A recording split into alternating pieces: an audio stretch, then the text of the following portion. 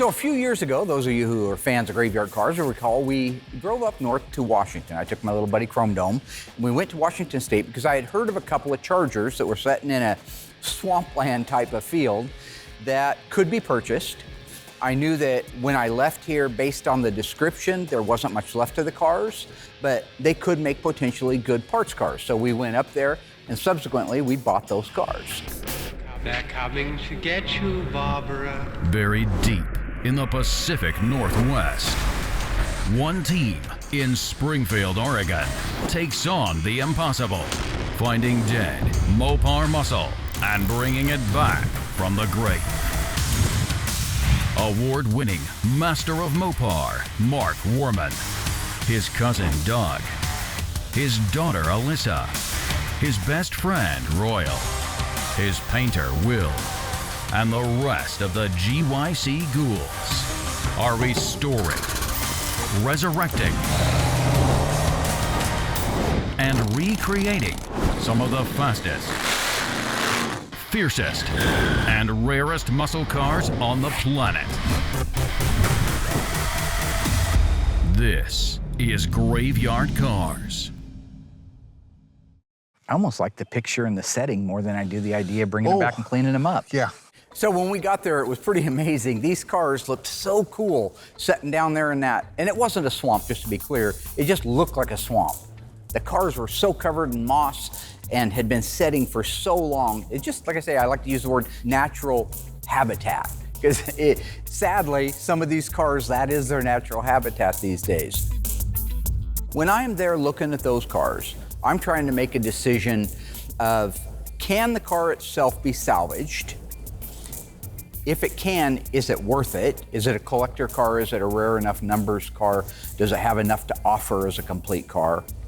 If those two are no, then I look at what kind of parts are on the car that I could possibly save. What parts have the redeeming value that I can't just call Auto Metal Direct or Classic Industries and order, but I need off of that car. So when you see me walking around those cars, I'm not just kind of taking in the ambiance, I'm actually doing a mental inventory of what can be saved. You know, these cars were not easy to navigate around. It was rough old timberland that was overgrown. So every step you take, you don't know if you're stepping on something. If you do step on it, are you gonna get, is it rusty? Are you gonna get, what do they call that, lock face? Or whatever it is, lockjaw? I don't know, something to do with stepping on something bad, right? But looking at the cars and trying to determine what parts are good, these cars are covered in moss. They're covered in dirt, they're covered in debris. So you have to have some experience, number one, in what you're looking at. Number two is just take your time, walk around and slowly inventory everything. A lot of stuff at a glance you just knew was destroyed on them. But again, my job is, before I make an offer on that car, what can be saved? Besides just the idea that I'm dragging a couple cars out of the brush, what can I actually save? So going around the cars, I came to the conclusion there really wasn't much that was salvageable. So you get to the front end of the car, the front bumper, the valance, the grille, the header, the openings, all of those things, garbage, rotted, and if they weren't rotted, they were damaged. Go to the back of the car, same thing. Tail lights, plastic is broken, the chrome is pitted, the opening around the body panel is rotted, the rear bumper is rotted and twisted and damaged, as is the rear valance. So now you got nothing on the front, nothing on the back.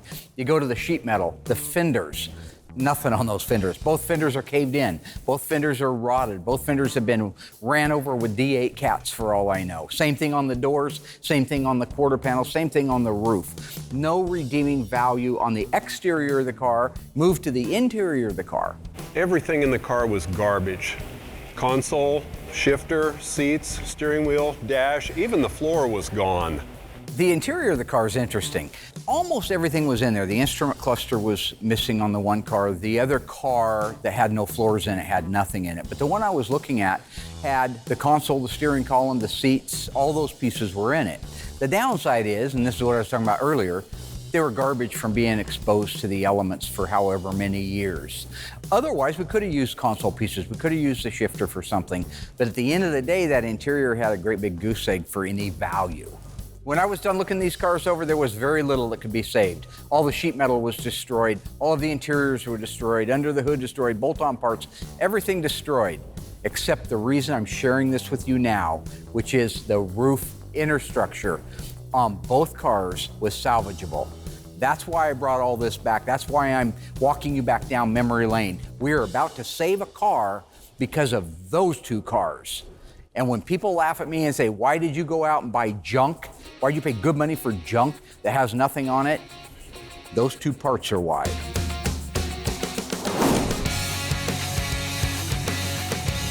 One of the cars I'm excited about painting is our 1970 Roadrunner Convertible. It goes to EV2 Hemi Orange. It's just a different type of car. You know, we don't do a lot of convertibles. I love the black stripes that go on these. So anytime you can change things up a little bit, it's always fun. Sorry, folks, but that is not true. EV2 in a Plymouth lineup is called Tour Red, not Hemi Orange. And I've told Will this multiple times. He should know it by now. So the Tour Red EV2 Roadrunner came to us a couple years ago. It was in pretty rough shape, but we're at the point now we're ready to mask it up and get primer going on it.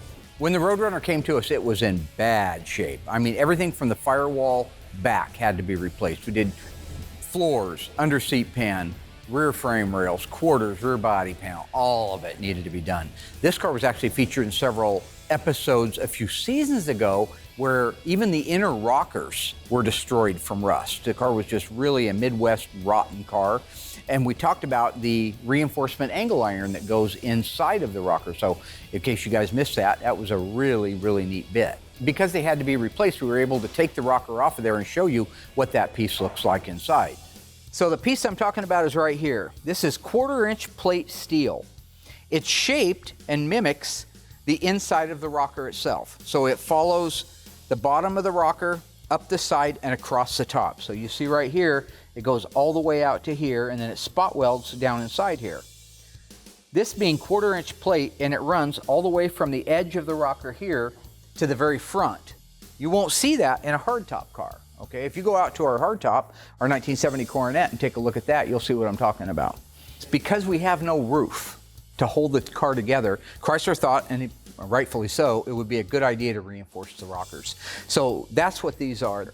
I believe that this part is actually available in the parts book. I think you can go back to the original parts book and actually order one of those back in the day if you were to happen to get in a wreck. So we have the other side opened up, and this is ready to get the new inner rocker. That's how we were able to see all of this. We already did the inner rocker front section here, like I said, with the floor. So this piece will go in this, set something like that. Across the bottom, it'll get spot welded along here. And it'll get plug welded down here. And that will help finish off the reinforcement and the strength of that rocker panel. So we're kind of, what we wanted to do, because it was so rotten in the main structure, is we wanted to do it piece by piece so we didn't lose the overall geometry of the car. Like we have in the past, when you blow something completely apart, you can lose things, lose its geometrical shape, and so you're fighting that all the time. So in this case, if you just leave it together, it moves it a lot faster through here. You know, from that standpoint, I guess you kind of consider myself a bit of a teacher, or maybe it would be a guru if it was a religious thing.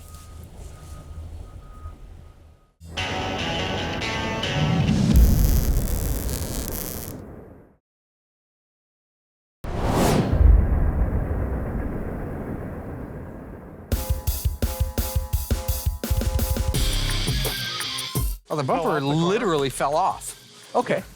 Now, once those cars got back to town, the first thing we did was we cleaned them. We shared that in an earlier episode. Cleaned all the moss off, got all the junk out of it, threw all the garbage away so we could see what we had. And my hunch, all the way up there in Washington, covered in the swamp, was absolutely right. Very, very little could be used. A few interstructure pieces besides what I'm looking at, but for the most part, that roof interstructure, the quarter to wheelhouse and the rear header area that nobody makes, AMD doesn't make it, it was good. So that car was marked as a potential donor to be able to bring another car back to life.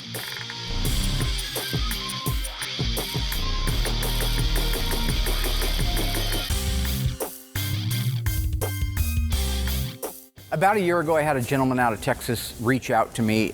He had a 68 Charger RT, it's a real RT car. He had started doing a lot of the body work on it himself. He can do some work at home, right? But like you see at graveyard cars, things can grow. It can start out by, I'm just going to put a trunk floor in it. Next thing you know, you're putting half the car on it. That was what happened to him. He was unable to do all of the work, the massive amount of metal work on the car that needed to be done. And like with the cars that we do here, it grew and grew to a point where he wasn't able to do the repairs at home, so he sent it to me. When that car got here, it was more complete than you see right now. We cut some of the outer parts of the quarter panel off and the rear body so we could get it dipped and get everything cleaned that's inside of there. We knew it all had to be replaced. So the way you see it isn't exactly the way it came to me, but it's not far off from it.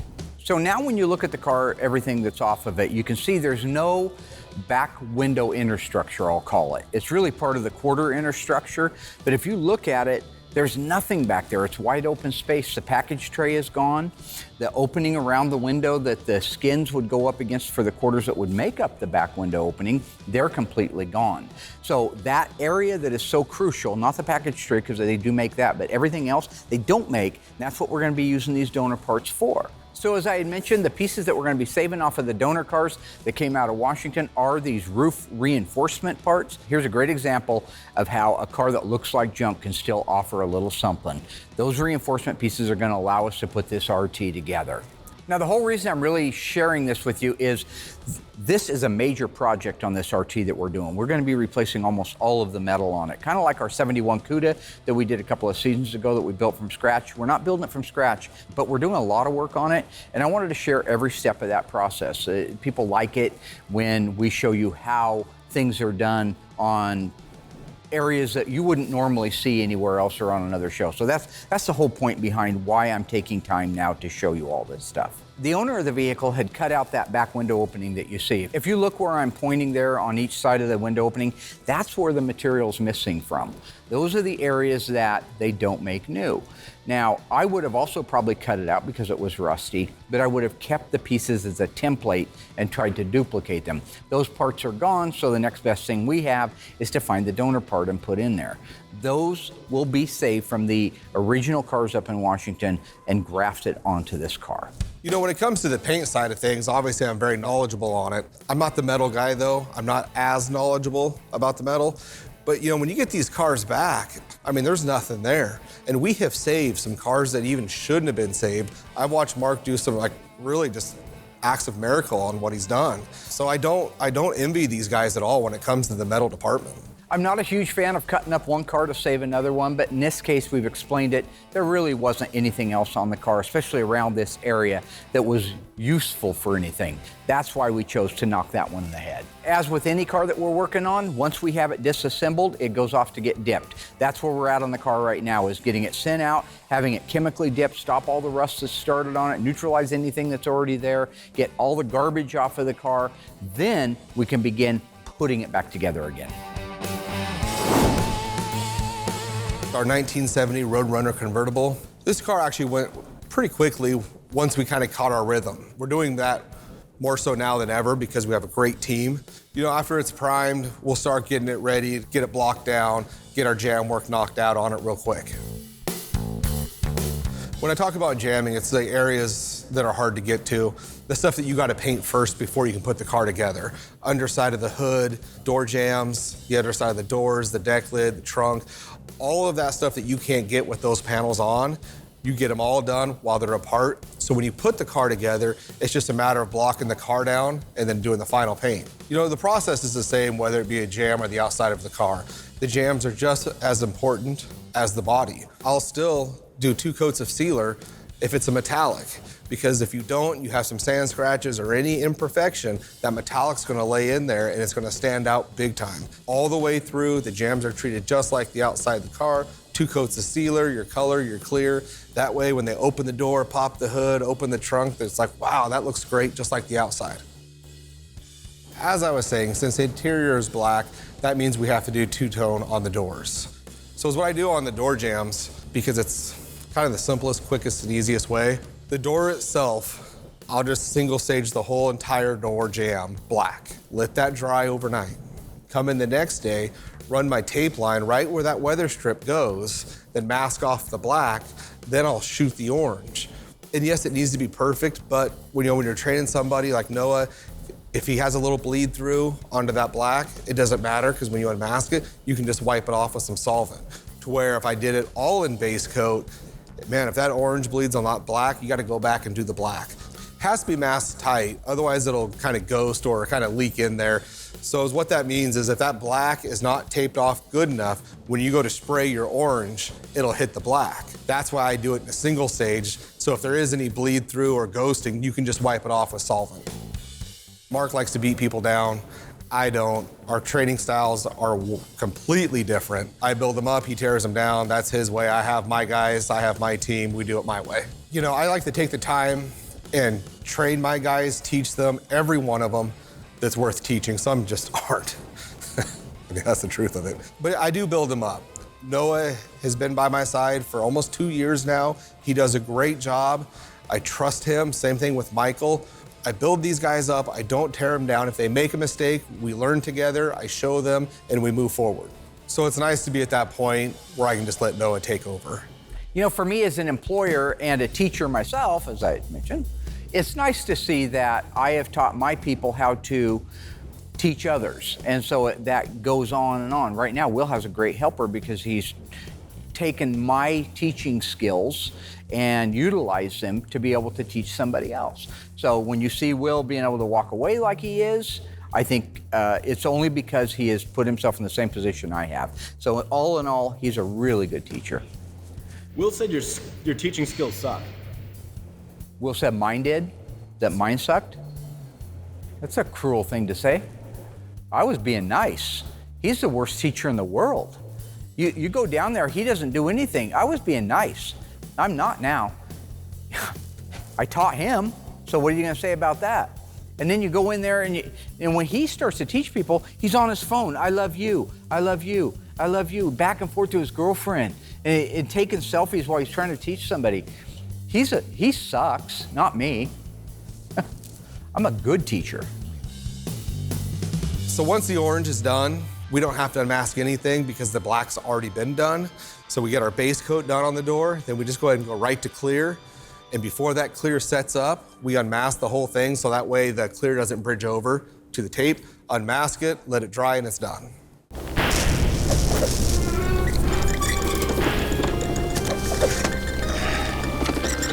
Several seasons ago, we finished the restoration on this beautiful 1970 Dodge Challenger RT. This car is a factory 440, 4-speed, 354 Dana in plum crazy. True or false, the only thing we added to that car that it did not start life with was the Rally instrument cluster. If you think you remember, shout out the answer. Stay tuned after the break. I'll let you know how you did.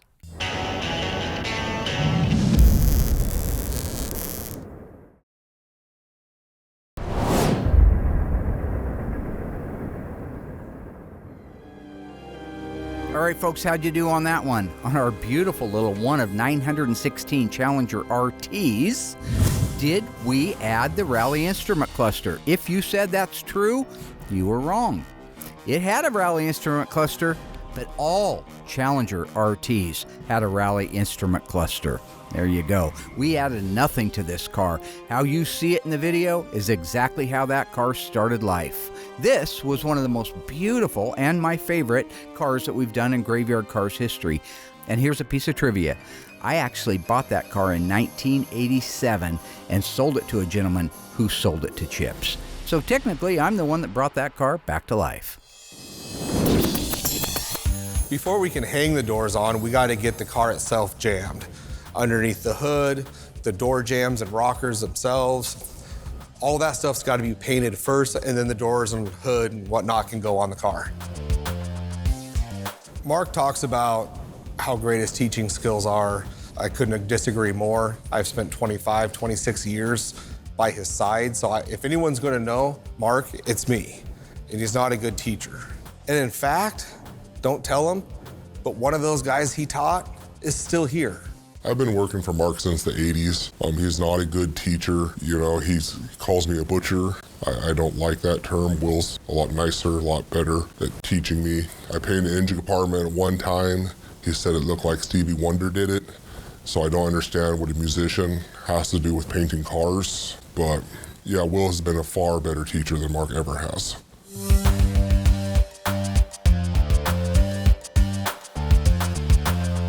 Now that we have the donor car cleaned up inside, I want to show you what parts we're going to be harvesting off of it for our 68 Charger that's at the dipper, and how we're going to do that. This is very, very intricate work. If you cut into a donor part, you could potentially ruin it or add extra work for yourself. So dissecting and harvesting a donor part that is underneath layers of other metal, that's very, very tedious work. This happens to be a 68 Charger. It doesn't need to be to do what we're doing. We could use a 68 to 70. The inner structure pieces are the same. We just happen to have a 68. Where you see these markings at right now, what the body man's going to do is he's going to cut on that line, but he's only removing the outer skin. There's a whole bunch of reinforcements inside besides the pieces we're looking to harvest, but you got to get access to them. So step one is clean the car up so you can see what you're doing. Step two is mark out where you want to make your cuts and get the meat out of the way so you can get in there and surgically remove the parts that you want. So right now he's getting ready to cut all of this out. Once he has that out, I can walk you guys inside and show you exactly what it looks like and how we do the next step.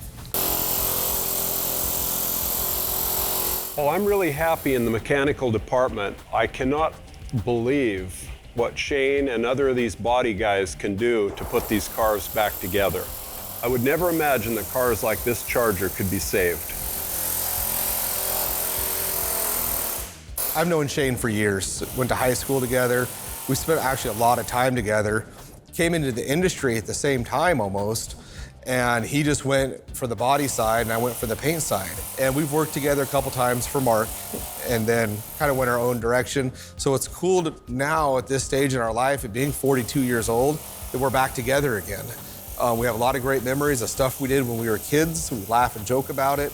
But watching him do what he does, he's a very talented guy. He takes these cars that are at nothing and he's very, very meticulous. He's fitting everything, making sure everything is just perfect, and he's just a great asset to the team. So what Shane's doing now is he's cutting apart this Charger. He's using an air hammer with the metal tip. He's getting the big sections removed first to give himself room to work, to go back in there and do more intricate detail stuff. And the nice thing about the air hammer, there's no smoke, there's no sparks, there's no heat. It's just loud.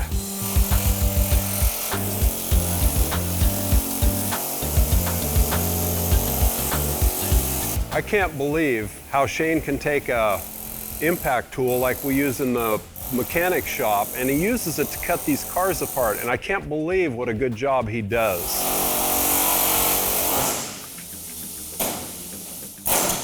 So knowing that the inner structure pieces we need are underneath the roof skin, underneath the quarters, underneath the Dutchman panel area, we have to remove those to gain access to the parts that we want to harvest. That means he is going to cut out the quarter panels, the roof skin, the Dutchman panel in big chunks. They're garbage. They're not usable pieces, so don't worry, folks, we're not ruining a good car. They're just peeling all the layers of the onion off so we can get to those parts and save them and not damage them. It's funny when he's actually cutting through previous repairs and he'll hit a chunk of Bondo or anything for that matter. It just shoots it everywhere.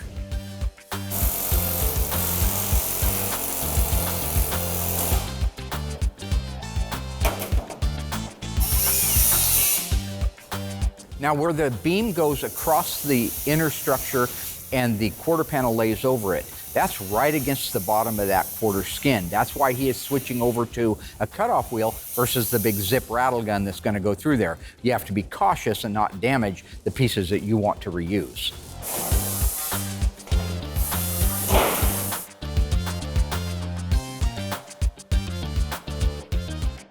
You know, masking these cars up for final paint's super critical. Because I've done the jam work, everything's painted and pretty, it's super important to really take your time and do a nice, tight mask.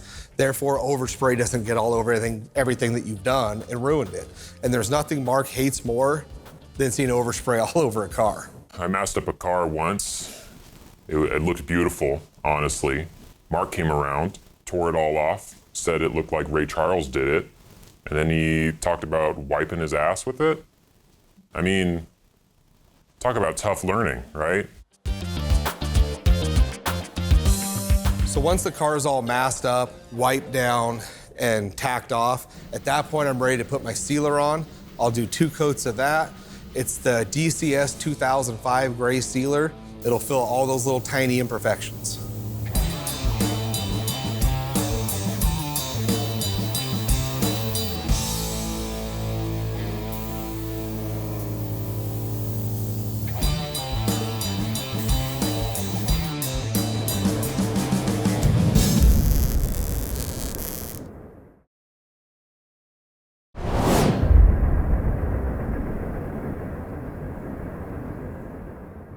Mark liked to think he was a professional pool player. He would take his time and line up the shot, look at it from different angles. I get tired of waiting for him, so I just kind of stand there with my hands on the table and not thinking, and when my fingers would go over the edge, he would see that as an opportunity to smash him.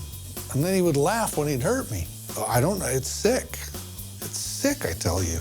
Yeah, I'm tired of Royal's fibs about this thing. Here's what exactly happened with the pool table. This is very simple. My Uncle Doug gave me a pool table that I had in my carport. Well, Royal had ridden his Bull Taco, which used to be my Bull Taco 125%, over to my house. So we're shooting a little bit of stick out there, right? We got our big lugs going on. And Royal's playing a game, man. He's trying to distract me.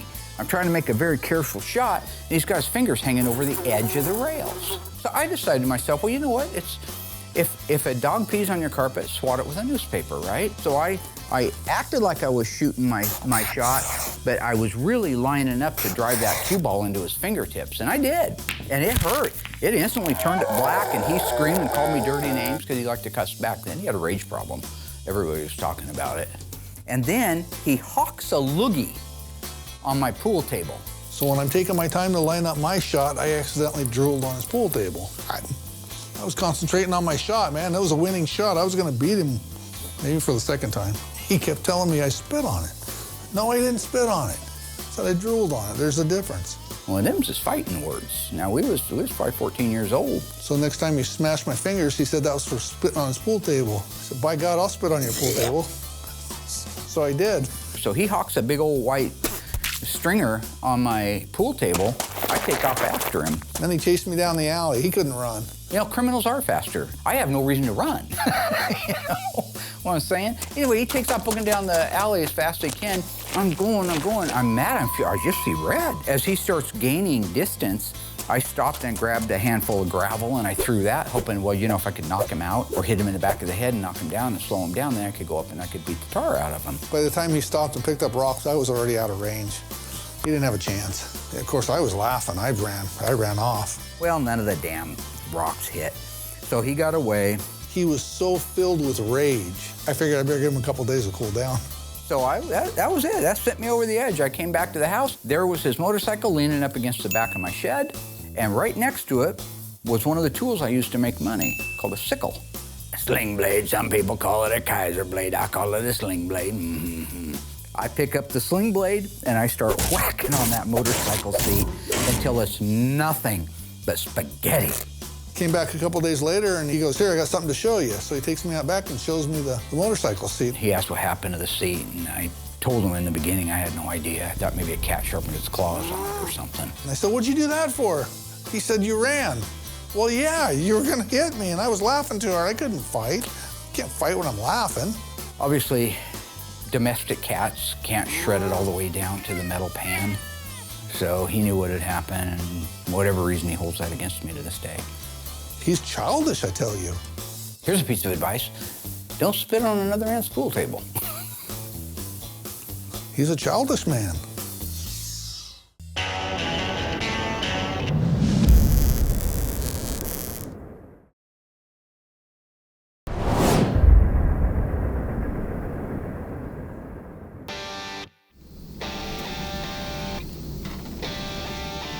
You know, EV2 Hemi Orange is actually a very transparent color. And Tor Red.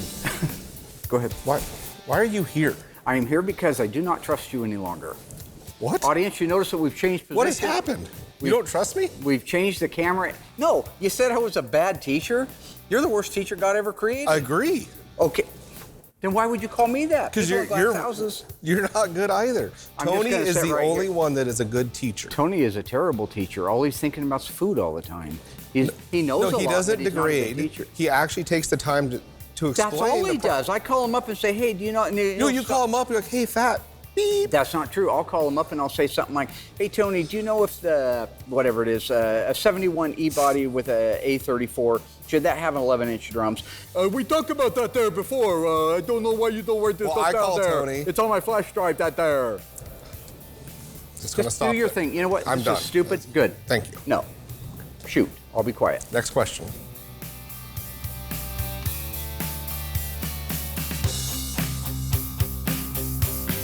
So, Tour Red, you know, it is a transparent color. You're looking 6, 7, 8 coats to cover. That's why I do a spray out card first, just to get the exact amount before I actually even go onto the car. And then once I do, the booth is a controlled environment as far as temperature goes. So I'll set the booth about 65. So by the time I get around the whole entire car, it's almost time to go again. So you get that first coat on, and then it's the same process all the way through to 7 or 8. Coats? Yeah. You just keep shrugging, so I don't. No, I'm not doing anything. 7 or 8 coats. Let that flash. Good half hour. Then I tack it, and then I'll go back in and then start my clear coat process. You have to top coat it within 24 hours. Otherwise, if you wait too long, that base coat kind of closes off, and the clear coat won't stick to it. It'll peel. So. Next question.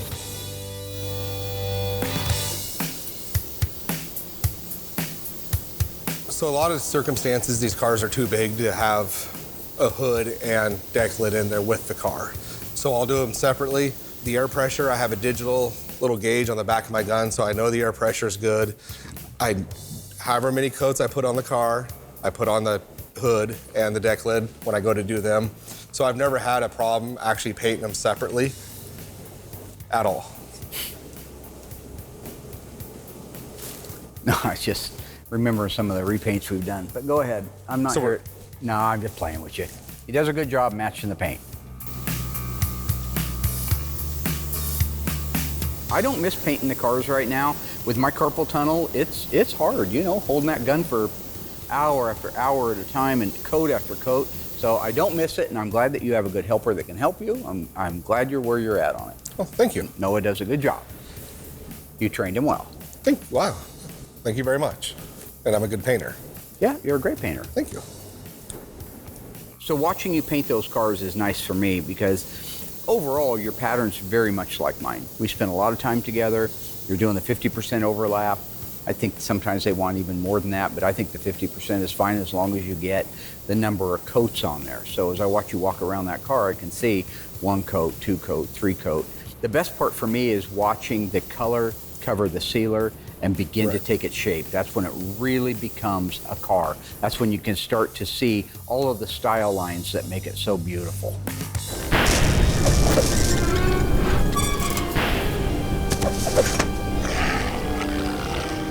The world-famous Phantom Cuda left the factory with a 446 barrel engine, a 4-speed manual transmission, 354 Dana, and an N96 shaker hood. How many of these cars were made? Was it 18, 108, 1,008? If you think you know the answer, stay tuned after the break. I'll let you know how you did.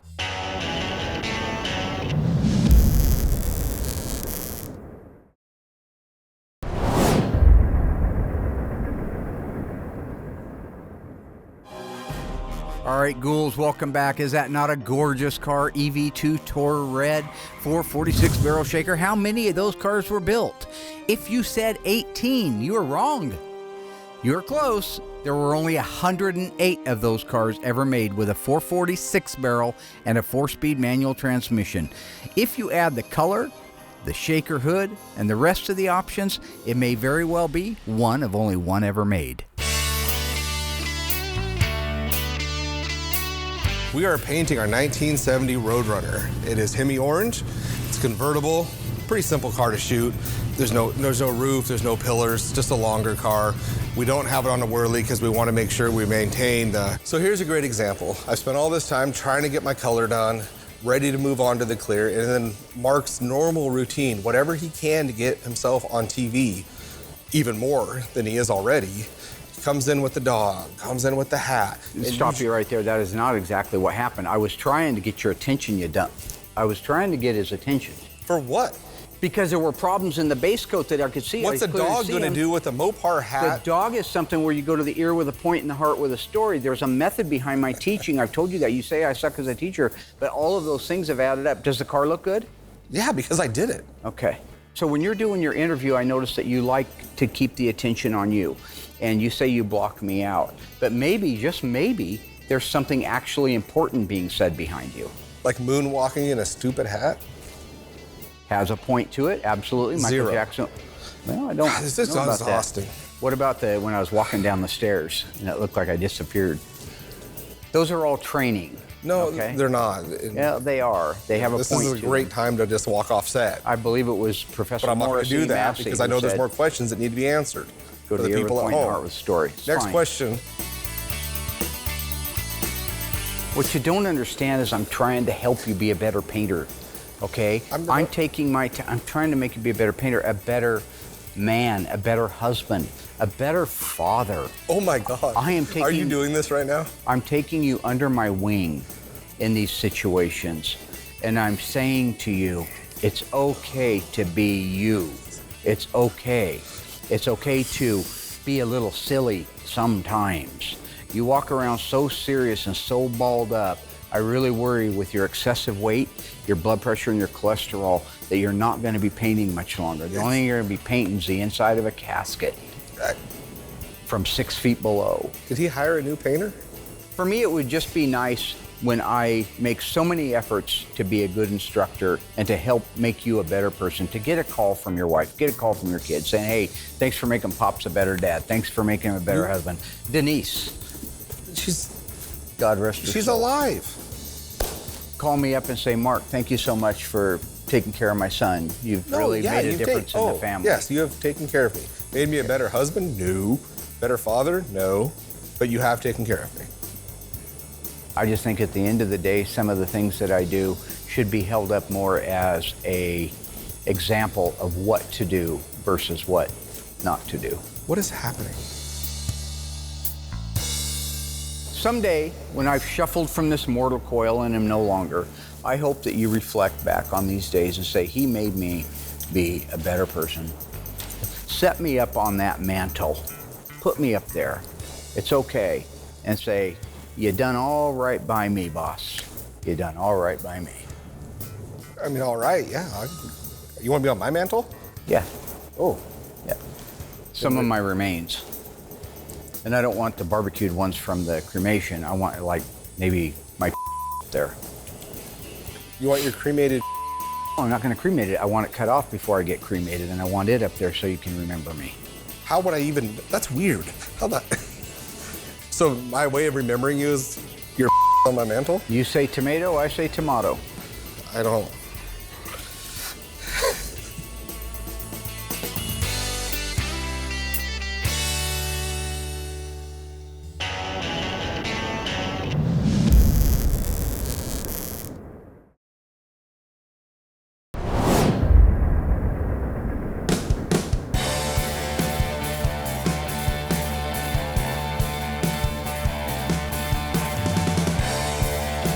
So once we had the outer skins off of this car, the roof skin, the quarter skins, and the Dutchman panel, I was in a position where we could see all of the inner structure pieces that we needed to harvest. The parts that we're looking to save right here are the roof inner structure to the wheelhouse and the quarter inner structure to the quarter panel itself. These are the pieces that aren't being made. Now, just a quick side note, AMD did just announce that they are making these pieces for the E-body. That's right. Remember back a couple seasons ago, we talked about that they weren't being made? Now they're making them. They called me up and they gave me a personal thank you and said, thank you for helping us be a better company. It's always something. They never called me and said that. No, they didn't. No, but they certainly made a part I said was needed, didn't they? Okay. Now the rear header itself at the opening at the top of the back glass, that is being made by AMD, as are the side rails being made. The roof skin, the quarters, the Dutchman, all that we can get brand new. You know, it's funny when they took that Dutchman panel off of there, that's a great example of previous sins that we've talked about. We see it all the time, garbage after garbage. So somebody on this Dutchman really butchered it. Apparently it was rusted out, and instead of just replacing the Dutchman panel, which is what I would have done, they took pieces of a refrigerator, the outer skin of a refrigerator, which are aluminum, pop riveted them to the Dutchman panel, and then just caved it in and smeared Bondo over the top of it. So if you look carefully, you'll see little blue dots at all of the spot weld points that we need to drill out. These are the areas that need to come loose from the rest of the structure to give us the harvested parts that we need. So everywhere that there's a blue dot, at the wheelhouse, at the back opening, at the Dutchman, all these areas need to have the spot welds drilled out. Now, the reason we're drilling out spot welds is the same reason we do whenever we harvest a part. We want to be able to put this piece back in a car in the same factory fashion. So we have to dissect it from the other pieces to do that. Now, this one's a little bit more intricate because we want to put on that quarter reinforcement to wheelhouse area along with a section of the upper piece and the side header. We figured if we can put that in as one unit, our geometry will be automatically established because it's a good part, and it'll save a lot of cutting and trimming. Once the body man has established what spot welds need to be drilled out, it's much easier to have full access to those. There's a lot of drilling. So he will cut these pieces out in a larger chunk, much like taking off the roof and the outer quarter skins. He's going to take a torch and blow out larger footprint than these parts. Harvest that part off of there, flip it upside down, and begin drilling out spot welds at a nice, easy access height to get to.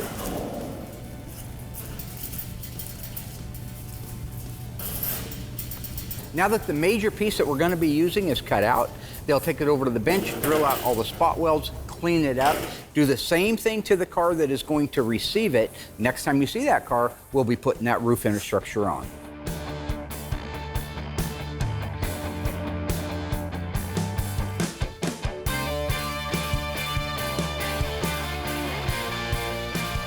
So if I can explain this without being interrupted. If you didn't lie. Go ahead. Once the base coat is completely flashed off and we're ready to get to the clear, I'll start the clear coat process. Tack off the car, make sure you get any dust, little particles off it that may be there. I grab our PPG DCU 2021 clear. I do 3 coats of that. I'll put 1 coat over the whole entire car. It kind of depends on the temperature and the pace that you set. About a half hour, I'll go in, do a whole another coat, another half hour, do my 3rd and final coat, and that gives you enough material to cut and buff. And then that car will sit for a week or 2, and then I'll kick it out to Noah, my helper, and he'll get the cut and buff done, then it's right over to assembly. It just comes down to the fact that we both know that I'm a better teacher than you. It doesn't need to upset you. It's not a competition. I'm just a better teacher than you. Okay. Sounds good. Yeah, I worked with Will back in the 80s. He was the worst teacher ever. Really sucked. Will sucks.